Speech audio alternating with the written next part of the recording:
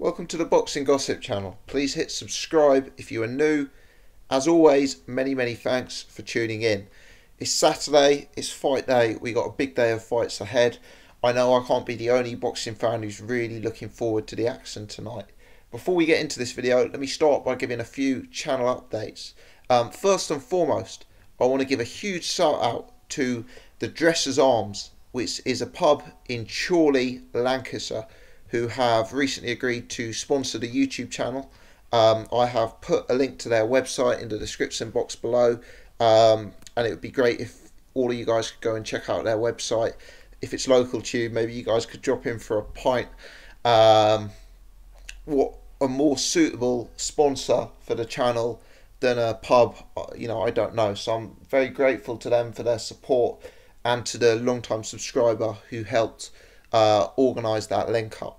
I'd also like to give a shout out to my good friend Paul from the podcast, who's recently started his own boxing channel, Abstract, spelt with a Z, ABZTRACT, Abstract Boxing and Stuff, who has started his YouTube channel and has put up 2 videos this week. The first on Lawrence Okolie versus Isaac Chamberlain, the second on David Price versus Alexander Povetkin. So if you're interested in hearing more about those channels, those topics, or if you want to support Paul's channel, please do check that out and hit subscribe there as well. Boxing's booming at the minute, as we know. I've got lots of videos that have gone up on the channel this week. If you're interested, there's already full fight predictions on Dorticos versus Gassiev, on Chamberlain versus Okolie. We've had the podcast go up. We've had a reaction to Amir Khan's opponent, to the Ohara Davis news, reaction to Price Povetkin being announced. So lots going on. In this video, I more wanted to discuss tonight's boxing, maybe touch on the 2 weigh-ins that occurred yesterday. First and foremost, quite refreshing looking ahead to tonight's boxing. 2 main events that are both 50-50 fights, and genuinely fights that could both go either ways. Have the public split. You could make a strong case for each fighter in both of the matchups. So, I for one really looking forward to it, and I think it could be an enthralling night of action. I hope the 2 main events don't clash. I think the Dorticos Gassiev fight is being shown on ITV4 perhaps. Obviously Okolie Vs Chamberlain on Sky, so I hope the 2 main events don't watch and they run at a time where boxing fans have the ability to check out both matchups. That would certainly be ideal, rather than having to choose one when it comes to it. Looking at the weigh-ins, I'm not someone on this channel who normally talks about psychology and who normally talks about body language. They're not really the kind of things that I buy into. I'm more interested in analysing the styles. But what I will say is, even for someone who isn't interested in those elements of the game, if you look at Lawrence Okolie and Isaac Chamberlain in the build-up to this fight, especially in the weigh-in yesterday, for me, Okolie has a real sort of calm confidence about him.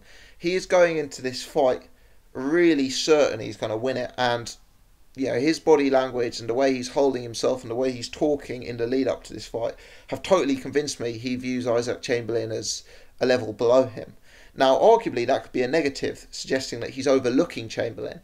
But for me, I quite like to see it, actually. I think Okolie's going in there. He's not being chewed up by self-doubt. He's not going in there full of nerves. He's going in there confident in his own abilities and believing in what he can do.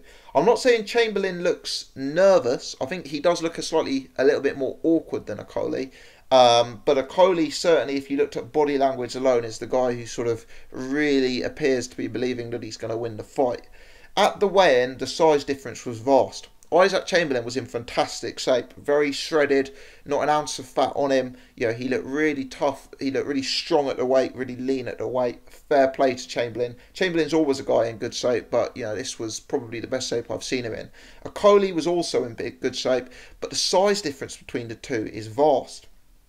The height difference is substantial, but it's not just that, it's the frame. You look at Lawrence Okolie, you look at his shoulders, you look at his arms. He just seems to be a broader, stronger built, more substantially bigger man. I have no doubt that Okolie will end his career up at heavyweight, and I don't even think he'd be a small heavyweight. You see him next to Anthony Joshua, he must be 6'5". I imagine when he stops making weight for cruiserweight, Okolie will find himself at 220, quite easily. He'll be up at 16 stone quite easily. He's not someone like David Hay and, Tony Bellew, who is always going to be a small heavyweight who's a cruiserweight in disguise, if you like. Okolie for me is a heavyweight in disguise at cruiserweight. He's a very, very, very big guy. He seems to have made the weight well. He seems to be in good shape.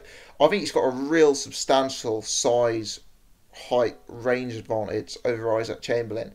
Now, in my prediction video this week, I have predicted Lawrence Okolie to win, but seeing them together this week has really reinforced that, both in terms of the size difference and, for me, the confidence difference going into the fight. Chamberlain is very live. He's a fighter who has a lot to offer and could make for an entertaining fight, and he could upset Okolie, but my money's with Okolie, and as we've got closer to the fight, I've got more confidence in that prediction. Gassiev Dorticos. These are two guys who are, again, very, very big cruiserweights. They were similar height looking at them. They looked in, both look like very, very big guys in the weight. Gassiev, for me, he looked the leaner out of the two. Perhaps not a surprise. Dorticos, when I've seen him before, has always been a guy who's kind of had a little bit of puppy fat on him, for want of a better term. He's never been one of these fighters who's totally shredded, totally lean, and I'm not against that. I'm not one of these people who believes you need to have a six-pack and a bodybuilder physique to be a good boxer. And clearly, Dorticos is one of these guys who carries big natural power and is very, very heavy-handed without having to spend hours in the gym pumping iron to get to that position. So it's perhaps not a surprise. I have questioned in my pre-fight preview how this fight will develop if it gets to the second half of the fight, and whether Dorticos' stamina will start to sap, likely because he doesn't have huge experience of being in 50-50 fights, going late in fights. He's won all of his fights early, or won the vast majority of his fights early. So if it does get to that second half of the fight, maybe Gassiev is the guy who appears to be in physically better shape, but that doesn't always tell you the true story of what's going to happen in there. Gassiev himself, he looked very, very comfortable and confident at the weigh-in. He's a 24-year-old man, but he's got a very, very senior head on his shoulders. I know he's been pro since he was 18 or so. I know he's been in big fights for a little while now. And he's a guy who's obviously used to mixing it with the big-time boxers, training with Golovkin, Abel Sanchez, that setup. But Gassiev, for me, looked very, very comfortable, very confident. He didn't look like the occasion had got to him whatsoever. Again, body language isn't my speciality. I understand there's people on YouTube with great expertise in that area. But for me, looking at Gassiev, he looked like a very, very comfortable, confident guy going into this fight. Dorticos, he appeared to be trying to get into his head at the weigh-in, but Gassiev was just smiling. And then Gassiev at the end stuck his hand out to shake Dorticos' hand. Dorticos initially, I wasn't sure he was going to take the hand, but Gassiev held it out there just grinning, and Dorticos took it. I like what I saw in Gassiev, actually. And again, he's a fighter who I think could make into a good heavyweight one day. He's got a style that could cause people problems, and whilst he's never going to be the biggest heavyweight, I don't believe he's as big even as Lawrence Okolie, for example. He's big enough, and he's tight enough at 200 pounds to make you think there's substantial room for him to grow up in the heavyweight division. I'm picking Okolie, I'm picking Gassiev. The fight build-ups this week, the press conferences, the weigh-ins have done nothing to dissuade me. If anything, they've made me more confident of my initial predictions, and I'm going to stick with them. I think it's a fantastic night of boxing ahead. I'm genuinely looking forward to seeing what happens tonight. And, I think the two winners of tonight's fights have got real big times ahead of them. Gassiev or Dorticos, they'll both be looking at that World Boxing Super Series final, looking at the likes of Alexander Usyk, they'll be competing against, and thinking he looks more and more beatable after that Bradis fight, and they'll be fancying their chances going into that and fancying a run at heavyweight afterwards. As for Lawrence Okolie, if he can beat Isaac Chamberlain tonight, it's going to create huge hype around his profile and his career and his power, I presume. There'll be big things to come for Lawrence Okolie in the future, I'm sure. Big things to come, world title fights. With the British boxing heavyweight scene, as busy as it is, and with as much money as there to be earned as it is, don't be surprised to see him competing up at heavyweight in the next couple of years either. Big platforms for the fighters tonight, and great fights for the fans.